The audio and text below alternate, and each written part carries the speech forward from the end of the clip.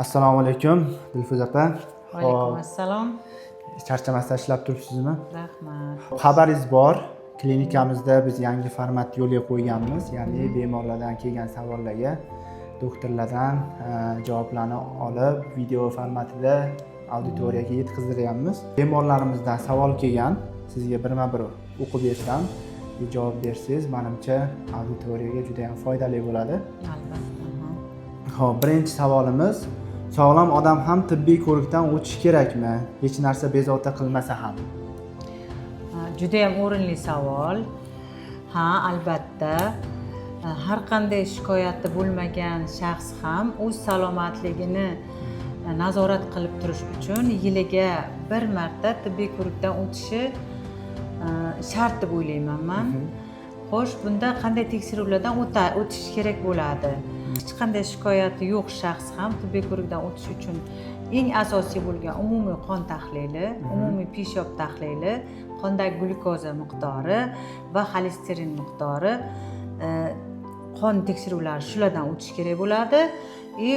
Ultratovush tekshiruvdan kompleks tekshiruvdan o'tadi. Jigar, taloq, buyrak, ayol kishilarda bo'lsa bachadon, erkak kishilarda prostata bezi tekshiruvlaridan o'tish kerak bo'ladi.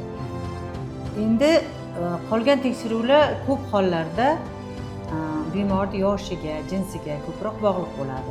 Masalan, 40 yoshdan oshgan ayollarga qo'shimcha sut bezlari, masalan, ultratovush tekshiruvlari qo'shilib ketishi mumkin. Yoshi katta kishilarda o'sha prostata bezi uchun kerakli bo'lgan analizlar, tahlillar qo'shilishi mumkin bo'ladi.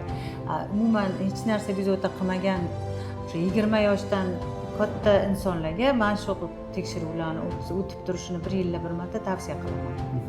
Tushunarli. Xo'p, ikkinchi savolimiz: ish faoliyatingiz davomida aniq tashxis qo'yish qiyin bo'lgan patsientlar uchrab turadimi? Meni ish faoliyatimda juda ham ko'p uchraydi deb aytsam ham bo'ladi.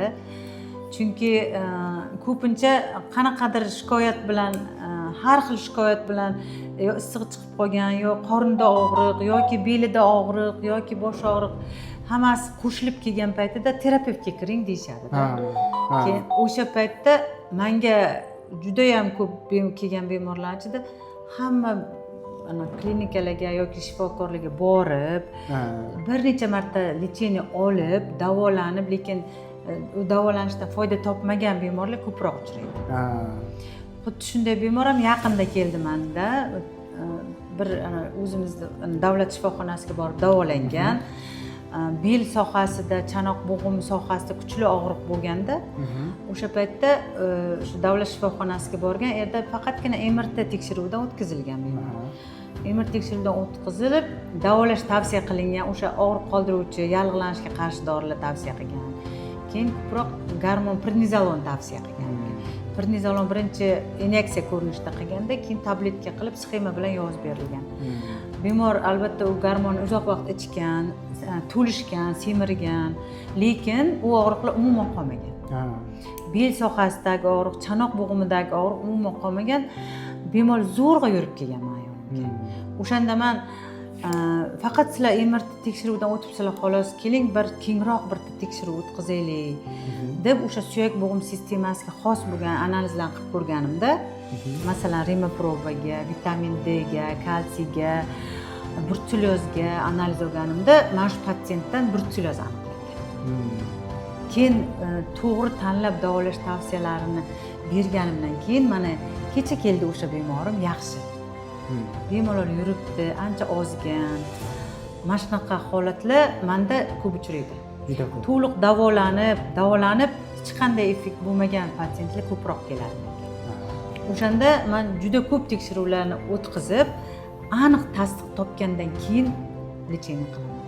Tushunarli. Shunaqa holatlar menda ko'proq uchraydi, lekin issig'i tushmagan, uzoq vaqt lecheniya olib isitmalab yurgan bemorlar ko'p keladi. O'shanda men o'sha aytgandek tuberkulozga, brutsellozga, VICH infeksiyalarga hammasiga tekshirib, aniq tashxis qo'yganimdan keyin davolash tavsiya qilaman. O'shanda effektivniy lecheniya bo'ladi-da. Ko'p uchragan menda shunaqa holatlar. Xo'p, oxirgi savolimiz yana ish faoliyatingizga aloqador. Xo'p, ya'ni shu vaqtgacha kam uchraydigan qanday vaziyatlar bo'lgan? Menimcha bu auditoriyaga ham juda qiziq bo'lsa kerak. Bu ham o'rinli savol. Aha. Men yaqinda ham bir ish faoliyatimda Tojikistondan bir ayol kishi keldi, lekin o'zi unchalik to'lacha semiz emas unchalik darajada. Shikoyatlari bilan bir necha marta shifoxonalarga murojaat qilgan, qonlari shunchalik xolesterin miqdori ko'p bo'lganidan tekshira olmagan qonini. Oladi, proberkani o'zida yog' bo'lib qotib qoladi. Oladi, yog' bo'lib qotib qoladi. Bizning meditsina tilida buni xilyoz deyiladi.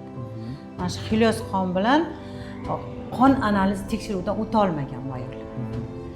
Bir necha bor o'ta olmagan. Bizga ham birinchi kuni kelgan kuni analiz qila olmadi. Bizga ham haqiqatdan ham shunday olsangiz, qon proberkaga solsangiz, usti yog' bo'lib keyin men kerakli o'zimning tajribamga ishonib, kerakli maslahatlarni bergandan keyin bir haftadan keyin biz shu Tojikistondan kelgan bemorimizdan qon olib, tekshirdik, to'liq tekshiruvdan o'ta oldi. Shunaqa holatlar bo'lib turgan menda. Tushunarli. Vaqtingizni ajratib, savollarimizga javob berganingiz uchun rahmat. Yana bu videolarning keyingi qismlari bo'ladi.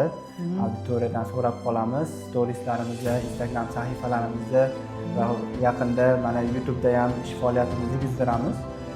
YouTube'da ham masalan kanallarimizga o'tib, shunaqangi foydali videolarni ko'rib turishsa bo'ladi. Rahmat sizga ham, Dilfuza opa. Albatta, mana shunaqa aniq bo'lmagan tashxisli bemorlar bo'lsa yoki bir tekshiruvdan sog'lom bo'lsa ham tekshiruvdan o'tmoqchi bo'lgan bemorlar bizning klinikamizga terapevt ko'rigiga murojaat qilishlari mumkin.